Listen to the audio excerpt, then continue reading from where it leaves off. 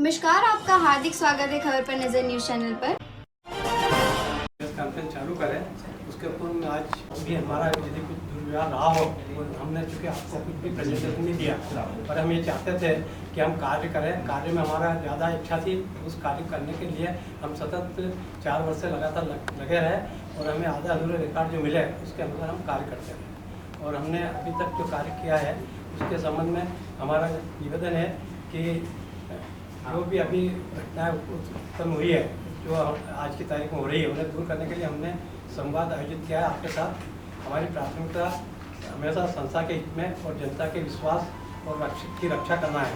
हम भविष्य में जनहित को सर्वोच्च मानते हुए कार्य करते रहेंगे।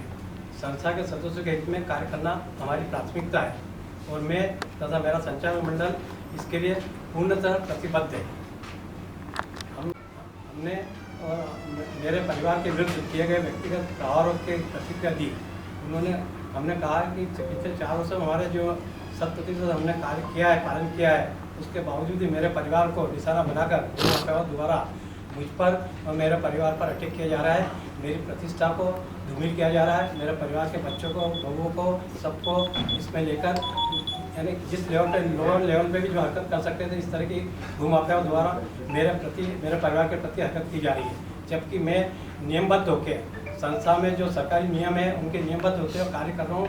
पिछले 4 वर्ष से हमने कोई भी नियम विरुद्ध कोई कार्य नहीं किया। नहीं, हमारे जो भी कार्य हुआ पिछले 25 साल पूर्व में हुआ है। हमारी संस्था द्वारा, हमारे संचालक मंडल द्वारा कोई भी नियम विरुद्ध किसी भी तरह का कोई अनैतिक कार्य हमारे द्वारा नहीं किया गया। लिए काफ़ी सारे आरोप आपसे लगते आए हैं, प्रशासनिक अधिकारी आपसे नाराज और अनियमितताओं के आरोप लगे। अब इसको लेके कैसे देखते हैं आप? जितने भी आरोप लगे हैं मैंने उनके सबके जवाब भी दिए हैं और सब आरोप निराधार है।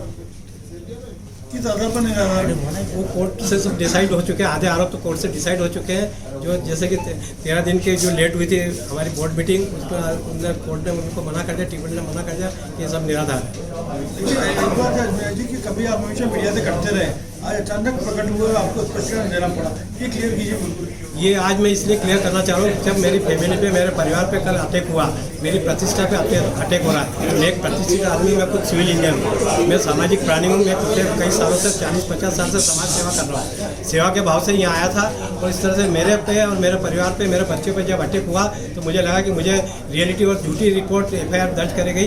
तब मुझे लगा कि गलत कार्य हो रहा है। मुझे अब प्रेस को बताना पड़ा कि इस तरह से मेरे पीछे लोग लगे हुए हैं और मुझे मेरी जान का भी खतरा है और ये लोग मेरे को पता नहीं क्या कर सकते। जब परिवार के साथ इस तरह से कर चुके हैं तो मुझे किस लेवल तक ये छेड़ सकते हैं या मेरे साथ दुर्व्यवहार कर सकते हैं, ये मुझे मालूम नहीं। कौन लोग हैं? कौन लोग हैं? कौन लोग हैं? जो मैंने बताया ना, कल जो रिपोर्ट करी उसका मैंने FIR दर्ज करा दी। तो नाम बताइए। नाम तो नाम उसका जो लिखा वो FIR में दिया हुआ है मैंने नाम, वो थाने पे भी रिपोर्ट मैंने करा।